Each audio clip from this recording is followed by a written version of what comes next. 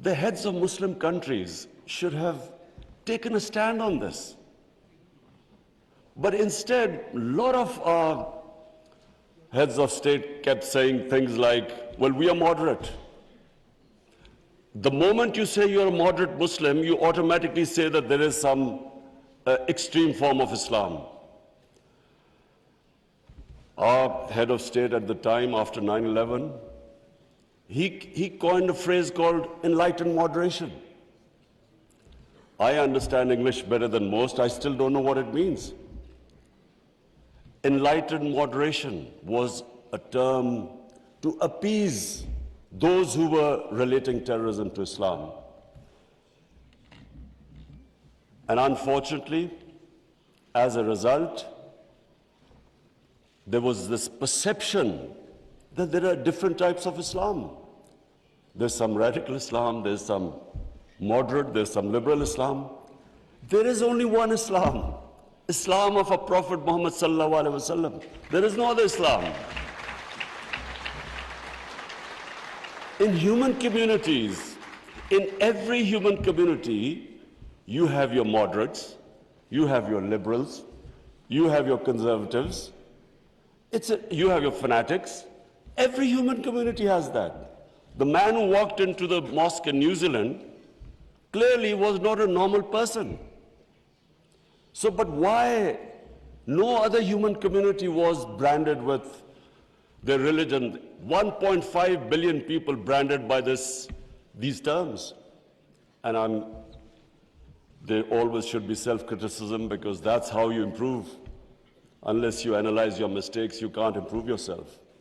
So that was the biggest mistake we made. We did not challenge this narrative. And guess who suffered? Muslims living in Western countries.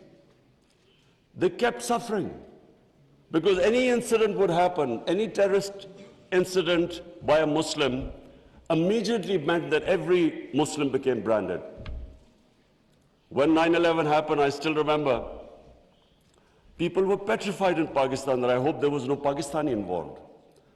How could how could whole community be responsible for some fanatical deed by some extremists?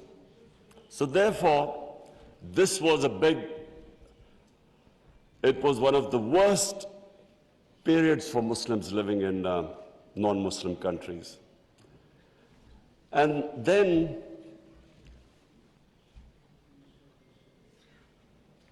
in 1989, there was a book called Satanic Verses, written by a Muslim who knew, because he came from a Muslim family, he knew the reaction in the Muslim world, amongst the Muslims, if he insulted or mocked or ridiculed our Holy Prophet, peace be upon him. But what happened after 1989 was, rather than again the Muslim world coming up with an intellectual narrative, trying to explain to them that why do we feel, why are we so hurt when our Holy Prophet is ridiculed? Why does it hurt us so much? Living in and knowing the Western societies, I knew why they couldn't understand, because they do not treat religion like we do. Jesus Christ is not treated the way we in the West, the way we treat our Holy Prophet here. So they couldn't understand what was going on. Why were there demonstrations? Why were there death threats to Salman Rushdie? So they kept thinking that the Muslims do not allow freedom of expression. So Muslim world is intolerant. It doesn't allow freedom of expression. They were able to vilify our religion. And yet there was no coherent response from the Muslim world. And therefore, we kept into the cycle. Every few years, there would be some cartoons, insulting cartoons against our Prophet. Every few years, there would be something insulting him. We would respond. There would be some act of extremists. They would not respond. So this Islamophobia, this cycle, kept getting worse. And poor Muslims living in Western societies kept suffering. So that's why I'm really pleased that for the first time it has been acknowledged that Islamophobia is a reality and something needs to be done about it.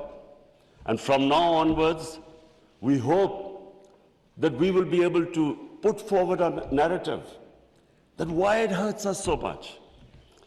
And honorable foreign ministers, let me just say that I only came into politics 25 years ago. I was watching this Islamophobia building up in Western societies. But two, I wanted my country. We were the only country which became independent in the name of Islam. And so,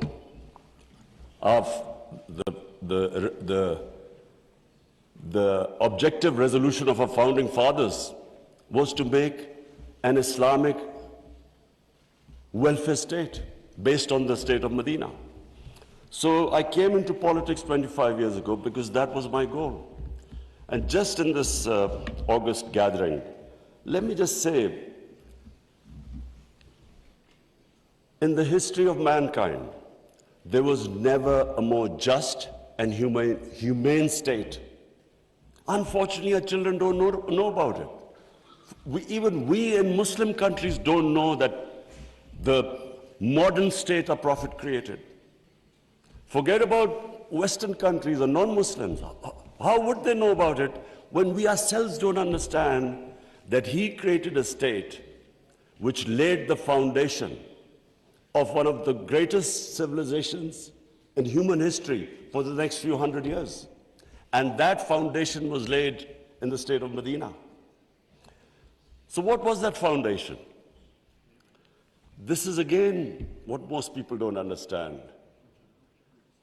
And I'm glad that Foreign Minister Wang Yi is here, because I want people to understand what was it that caused this great revolution, one of the greatest revolutions of all times.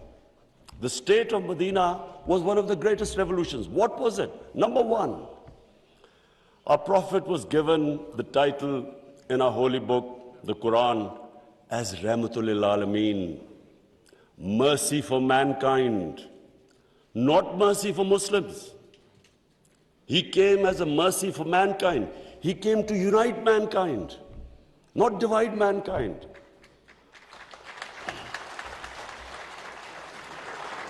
Allah for Muslims is Rahmat Rabbul Alameen, not Rabbul Muslimeen. We do not understand, we Muslims don't understand the great mission our Prophet came in this world for, to unite humanity. The Charter of Medina was signed with Jews, with Christians, with Sabians, and with pagans. All became part of a human community. We don't even realize that in 10 years which the Prophet came to Medina and then he left this world, people think that it was, through conquests and through the sword. Hardly anyone knows that in these 10 years, there were only about 1,200 people who were killed in battles. In these 10 years, 1,200 people died and Islam spread all over Arabia. So it was a revolution of ideas. He created a new system. So the state of Medina, he created the best rule of law. The basis of a civilized society is rule of law. His saying that even if my daughter commits a crime, she will be punished. No one is above law. His saying that many nations before you have been destroyed, where the powerful crooks were exempted, were given immunity, and poor crooks were put into jail. If you look at the world right now, Excellencies, I can tell you, just look at all the poor countries. Look at the countries which have poverty. There will be one thing in common. They cannot catch the white-collar criminals. They only end up putting petty criminals in jail. This is the biggest problem which our Prophet, peace be upon him, predicted almost 1500 years ago. The developing world is poor not because they lack resources, because they cannot put the powerful criminals in jail. There's a fact-type panel report by Secretary General of the United Nations. According to this report, and this will shock all of you, that every year, $1.6 trillion leave the poor countries and end up in tax havens and in the developed world. $1.6 trillion according to the fact-type panel report of the UN Secretary General. Just imagine what is going on. Poor countries are being robbed simply because we cannot put the powerful criminals in jail. We cannot bring them under the rule of law. This is what our Prophet predicted. And this was the state of Medina where he set up this system of rule of law, no one above. And two of the first four Khalifas, two of the first four heads of state of Medina ended up in court of law. And one of the most revered and respected figures of Islam, who was the fourth Khalifa, he loses a case against a Jewish citizen because the judge refused to accept the testimony of his son. This was the justice system there, which laid the foundation of this great civilization. So what does it show? Number one,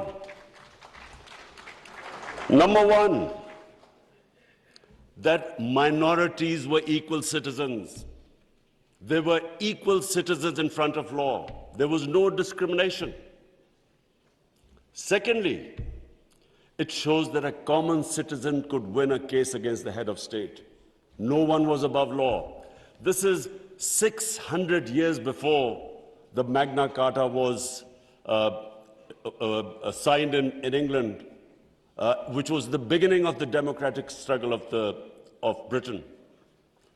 And it took them years before they could actually bring their head of state under the rule of law. This is what happened in the state of Medina. It was ahead of its time. And then it was the first welfare state in the history of mankind. Compassion, humanity. It was a state which took care of its weak, its orphans, its widows, its poor people. It was the first time pensions were introduced in the state of Medina. They took care of the old people. A compassionate state. A state where they wanted to please the Almighty. How do you please the Almighty Allah? By looking after His human beings, especially the weak. This is what happened in the state of Medina. And today, I feel sad whenever I go to Scandinavia. I see what a welfare state should be in all over the Muslim world. Look at humanity there. Look at the way they look after the weak. In fact, sometimes I'm sad because they look after the animals better than some of us look after our human beings. And remember, He's Rahmatul Alameen, so whoever listened to His message, whichever human community will prosper. It doesn't matter because for all humanity, He brought the message of mercy. If you look at Switzerland, in the rule of law index, Switzerland is 99%. 99%. So with hardly any resources, it is one of the most prosperous countries in the world. So as I said, anyone who goes by the model of Medina will prosper. And then, quest for knowledge. Foreign Minister Wang Yi, you'd be surprised, one of our prophets saying, he said, even if you have to go to China to learn and quest for knowledge, you must go there. Now, first, China at that time was center of knowledge, but it meant even risking your life. Going from, at that time, Arabia to China meant you might not come back. So that was the quest of knowledge. You have to seek knowledge from cradle to grave. He sparked off this great knowledge revolution. For hundreds of years, the top scientists were Muslims because they thought quest for knowledge was a sacred duty. Look at the situation in the Muslim world today. How much do we have a quest for knowledge? And then we get so much, wherever you go, Muslims are, that we imprison our women have no rights. And sometimes, it almost seemed that the US invaded Afghanistan to liberate their women. There was no other reason except to liberate their women. Somehow our women are in prison. Let me just tell you that it was a revolutionary move by our Prophet that women were given inheritance rights. They were empowered. In Europe, even 100 years ago, the women barely got their inheritance rights. 1,500 years ago, women were given their rights. And no one seems to know this. And sadly, cultural issues are equated to our religion. We cannot explain, sometimes Western people say, they confuse culture with religion. I'm sad to say in Pakistan, we discovered 70% of our women do not get inheritance rights. So we have especially had to pass law to enforce that women must get their inheritance rights. This is 1,500 years later. And no one knows this. Slaves, honorable foreign ministers, nowhere in human history has this happened. That slaves became kings. The Mamluks were slaves who became kings in Egypt. In India, there was slave dynasty that became kings. Why? Because the Prophet said, treat your slaves as family members. Best to free them, if not, treat them as equal family members. So he was the greatest human being that ever stepped foot. There'll never be a human being like them. Anyone close to the Prophet became leaders. If you read the book, The Arab Conquest, everyone became a leader, whoever was near the Prophet. And our generations don't understand that, and neither have we been able to explain to anyone else. Let's not confuse Muslim imperialism with the 10 years of Prophet in Medina. Let's not confuse that, because that was not what the Prophet preached, where the Muslims went all over the world conquering. It is not what the Prophet's, the whole revolution was of ideas.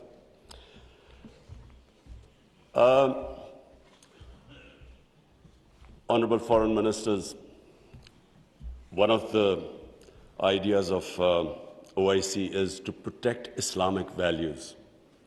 So now I will say something which is completely different. I believe that Islamic values never have been so much under threat as they are right now. And I bring this to this August assembly because when I became the Prime Minister, I asked the police chief, asked him what the crime chart. I was amazed to note that sex crime, child abuse and rape is the fastest growing crime in this country. So we did further investigation. We discovered that the mobile phone, the sort of pornographic material available on the mobile phone to children, this has never happened in human history. So the material available is causing havoc in our society without us knowing. Parents don't know what's happening when the child goes into his room or something. They don't know what he's watching on his mobile phone. It is very important that this August forum, we should plan how to combat this, because it is already having a huge impact. We have a rise in divorces. We all know that the more vulgarity, the more a society gets permissive, it has a direct impact on the family system. One of the most important things about Islam is that our religion protects the family system. We have values like we respect parents. We have respect for our teachers. But the culture that is coming through, social media, we really need to think carefully, how are we going to protect our generations? I have formed in Pakistan a Rahmatul Alameen authority of scholars. The whole purpose is how are we going to give an alternate point of view to our children, cartoons. How do we, because children get influenced from that age onwards.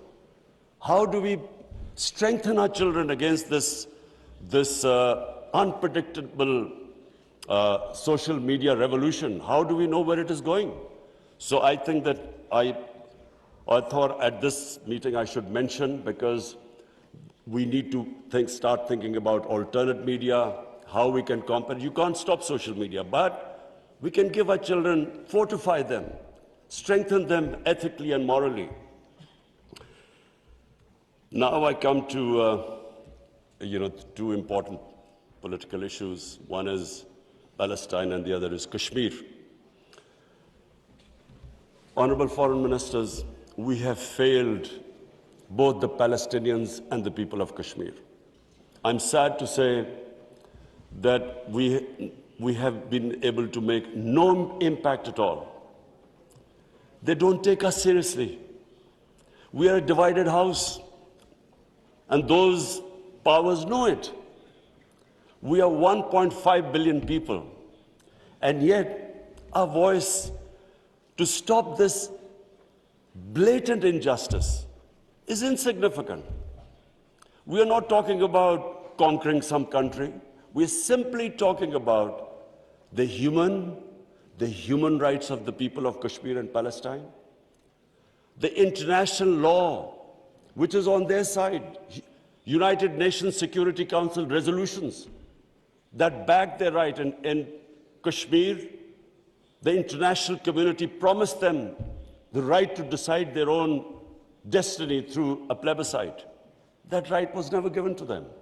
In fact, the special status of Kashmir was taken away illegally by India on 5th August 2019.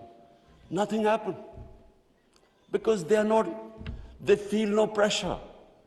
They feel we can make a resolution and then, back to our usual business. I'm not talking about altering our foreign policies. All of us countries have our different foreign policies. But on core issues, I'm asking the OIC that unless we have a united front, we will keep these abuses will happen. Like in Palestine, it's daylight robbery going on in Palestine. The only hope I have is now because of social media, first time in Western countries, there's awareness of what's going on to the poor Palestinians. That is so far much more than the OIC. It's the mobile phone and the spread of information of the injustices being done to the Palestinians. That is the best, at the moment, the best way to protect them, not us. In Kashmir, it's a war crime, according to the 4th Geneva Convention, to change the demography of an occupied land. India is changing the demography of Kashmir by making the Muslims from a majority to a minority, by bringing in settlers from outside. This is a war crime. Yet no one is pushed about it. Neither India is pushed nor Israel, because they think we are ineffective. So, Honorable Foreign Ministers, let me just say that the way the world is headed, I'm afraid it's headed the wrong way. There's a Cold War almost started. There is a chance of world being divided into blocks. We 1.5 billion people, unless we are united, unless we take a united stand, we'll be nowhere. As what I'm scared to say where the future is headed right now. Before I come to Ukraine, I just want to talk about Afghanistan. It is extremely important that we stabilize Afghanistan. After 40 years, and no nation has suffered as the people of Afghanistan. 40 years of conflict. Finally, there is no conflict going on. The only danger now to Afghanistan is that through the sanctions and non-recognition, they might end up having a humanitarian crisis. Already the people are falling below the poverty line. Already there's a brain drain going on. So it's extremely important that we help the people of Afghanistan. And I say this because a stable Afghanistan is the only way, I repeat, it's the only way we are going to be able to stop international terrorism from Afghan soil. No other country is going to be able to do it. Let's not be delusional that some other country will come in and sort of through drones or something fight terrorism. It's not going to happen. The only hope is a stable Afghanistan government that can take care of international terrorism. I want to add a word of caution.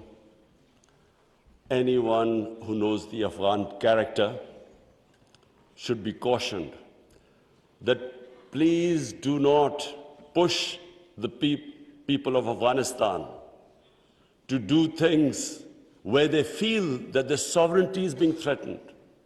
They are very proud, independent-minded people. They have always fought for their sovereignty for hundreds of years. They do not like the idea that someone is dictating to them.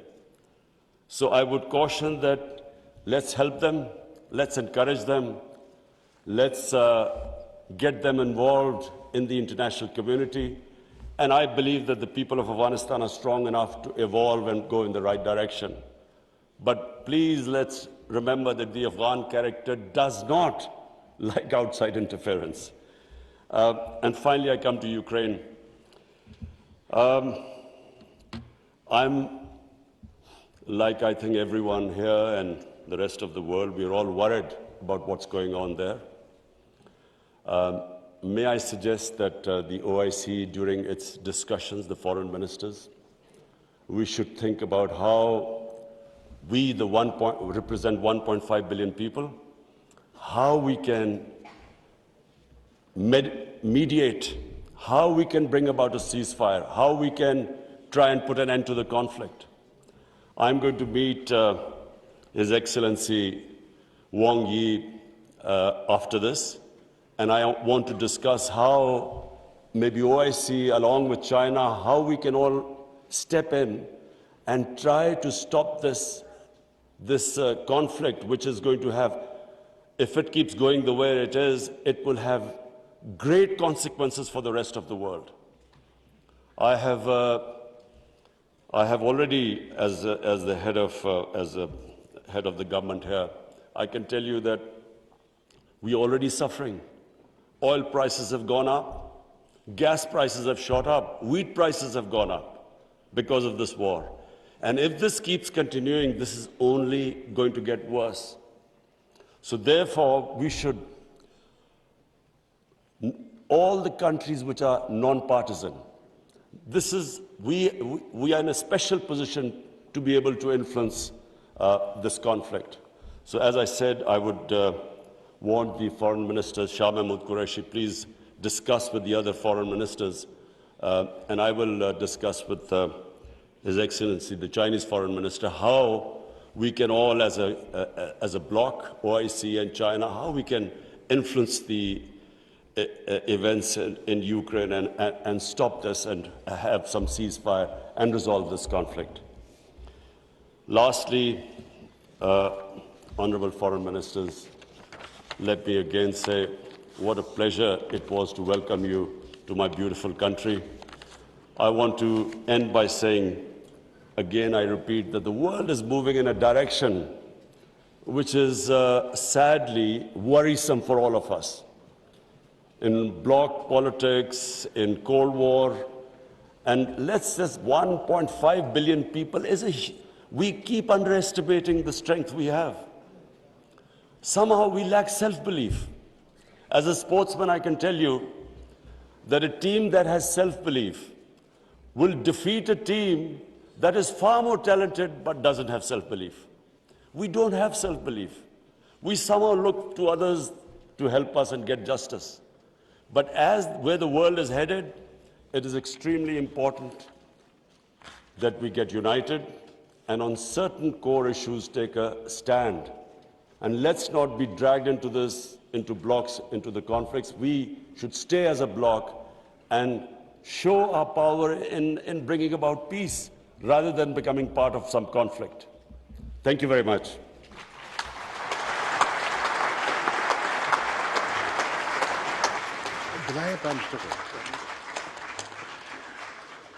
Thank you.